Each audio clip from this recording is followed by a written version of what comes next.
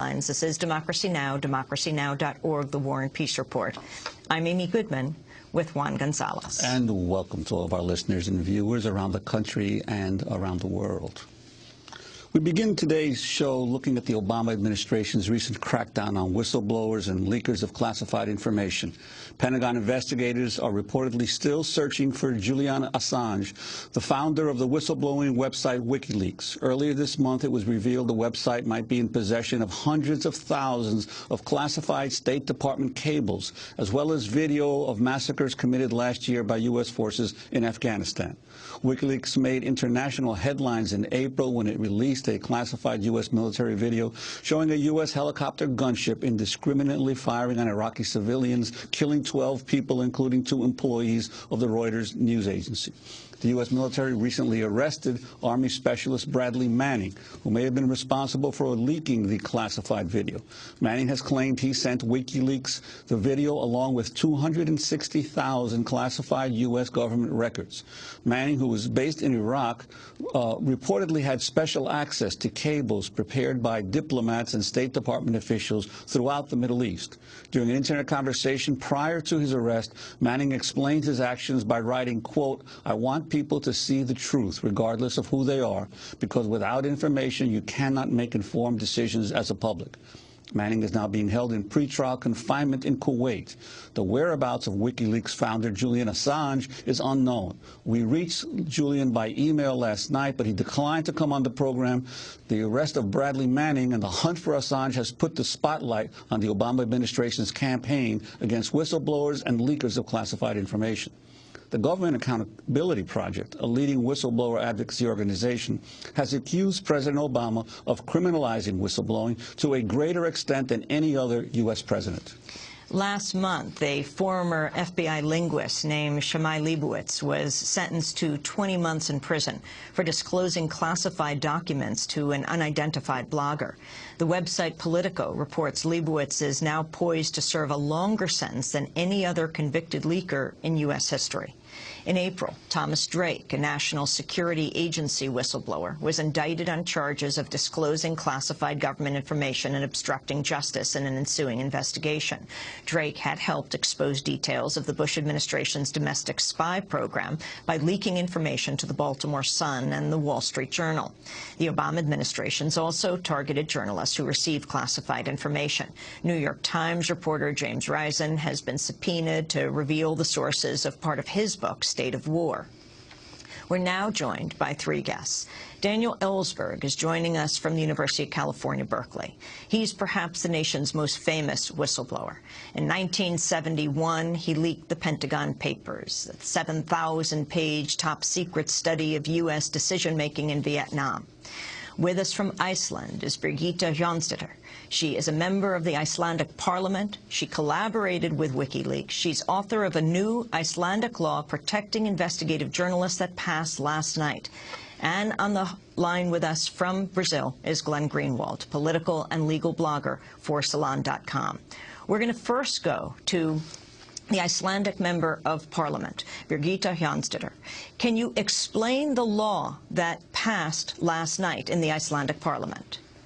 Well, first of all, the law has not been created yet. It was a proposal tasking the Icelandic government to create this legislation called the Icelandic Modern Media Initiative.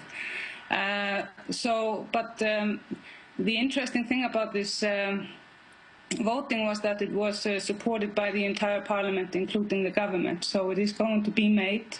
And what the law focuses on is to take all the best possible legislation from around the world, including from the United States, and create a holistic modern package, so to speak, tackling these problems that we're facing when it comes to freedom of information, speech and expression. So we are tackling source protection and whistleblower protection and bringing into this package the best laws we could possibly find. And could you talk about the aspect that may create Iceland as a liberated area for computer servers from around the world? I think once I filed this I think it was in February, it gained an incredible amount of attention from, in particular, investigative journalists from around the world. and people that are trying to, for example, blog about political situations and so forth. And what people see in this is that, for example, the investigative journalist unit of media corporations could host the stories there to prevent them from being put under gag orders and so forth. Many see this as this could become sort of a safe haven for journalism, but it also tackles the problems that IP hosts have when they are put under orders not to publish, or to tell the people they're hosting the information for to get off or they get charged. So it is sort of tackling very many different areas when it comes to information, because we're living in a world where information doesn't have any borders anymore, just like our environment and the finance system. Birgitta Jonsdottir, can you tell us about Julian Assange, the Wikileaks project that we played on Democracy Now!, the videotape of the attack in New Baghdad several years ago that he acquired? You were a part of that project, which was put together, the video released from Iceland. Mm-hmm. Well, it's probably one of the most difficult projects I've helped with because of the content of it. What we basically did was that I helped bring together the volunteers, and I co-wrote the script. And the most difficult task in that project was actually to go through every second of this video to take out the stills. In particular, when you knew who the people were that were blown apart in this hideous war crime.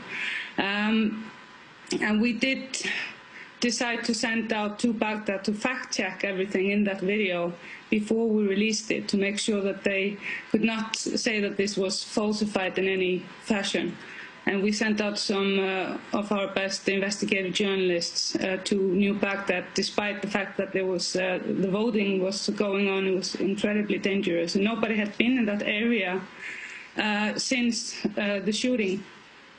And then I saw on Democracy Now!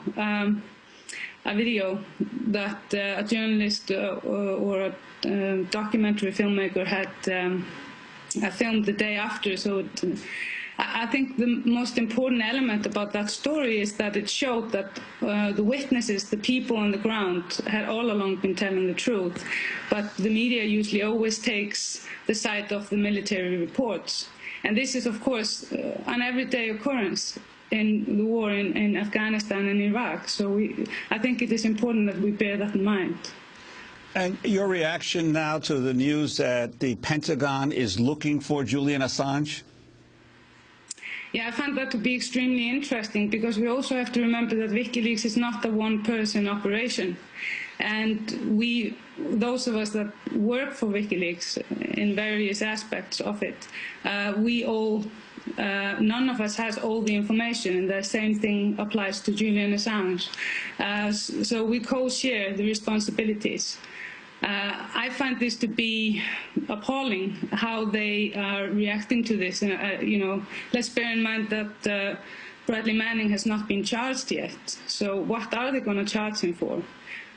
If he, in fact, has leaked this, he should be considered a hero, because he is reporting on war crimes that the rest of the world, and in particular the countries that are participating in this war, this illegal war, should know what is happening on the ground there. Army Specialist Bradley Manning, who is in intelligence in Iraq, says he was responsible for the leaked videotape, as well as hundreds of thousands of classified U.S. government records. Was he the source of the WikiLeaks video?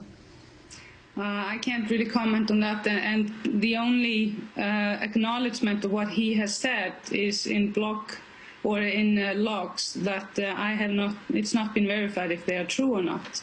So I can't really comment on that. We're going to go to break, then we're going to come back. We'll be joined by Daniel Ellsberg. He's in Berkeley, the Pentagon Papers whistleblower, and Glenn Greenwald, who's written extensively about this at Salon.com. This is Democracy Now! Back in a minute. Our guest is Birgitta Jonsdottir, member of the Icelandic Parliament, and a co-producer of that videotape, which they've named Collateral Murder. Stay with us.